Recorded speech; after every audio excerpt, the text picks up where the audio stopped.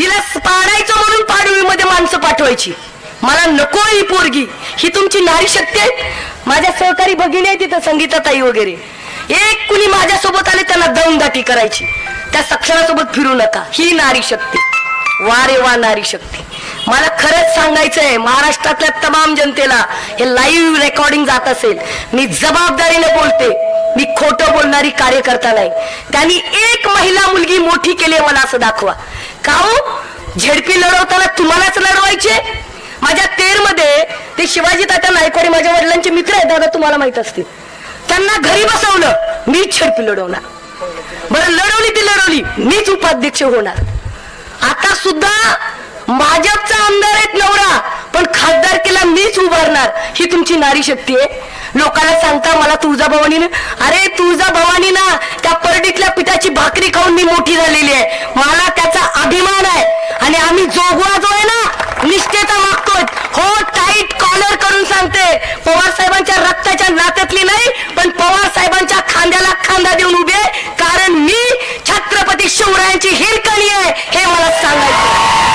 आणि तुम्ही सुद्धा त्यांचा पैसा, त्यांची सत्ता काय असेल ते त्यांना लाथ मारा, कारण तुम्ही छत्रपती शिवरायांचे मावळे.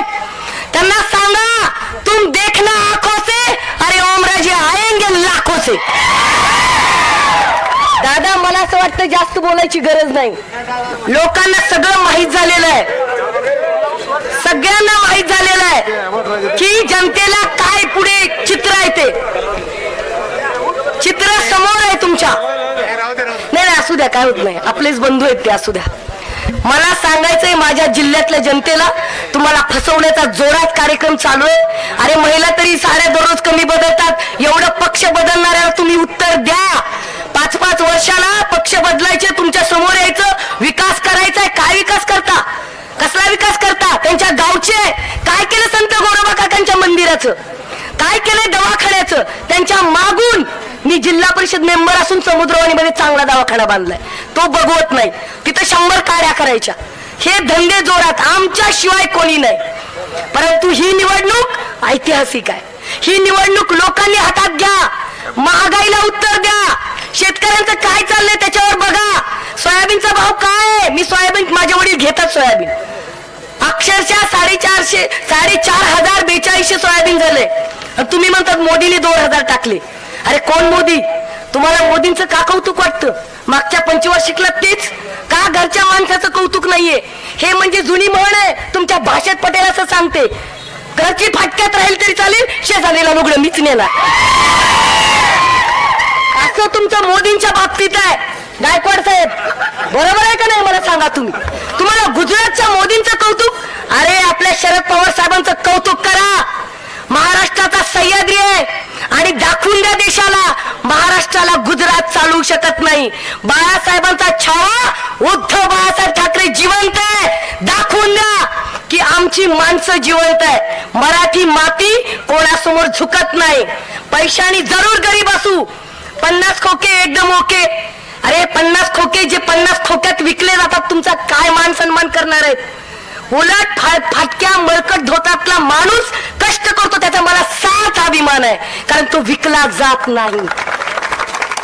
तो शेतात तुमच्या कुठल्या दुकानात मिळत नाही हो, कुठल्या शोरूम मध्ये मिळत नाही. तो माणूस कष्टकरी आहे, पण स्वतःचा कष्ट करतो, रक्त आटवतो, काम करतो. आणि अशा लोकांचं हे मतदान आहे, अशा लोकांची निवडणूक आहे. ही निवडणूक फक्त ओमराजे निंबाळकर यांची नसून आपल्या देशाच्या, महाराष्ट्राच्या, आपल्या जिल्ह्याच्या अस्मितेची निवडणूक आहे. शपथ आहे तुम्हाला तुळजाभवानीची.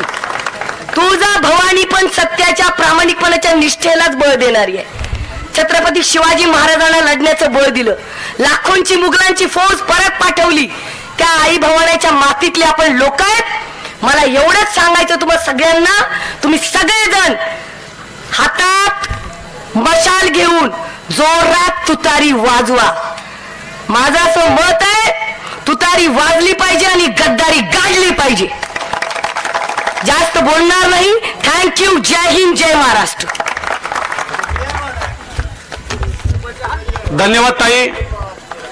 ताजे अपडेट मिळवण्यासाठी उस्मानाबाद न्यूजला सबस्क्राईब करा आणि बेल आयकॉन प्रेस करण्यास विसरू नका.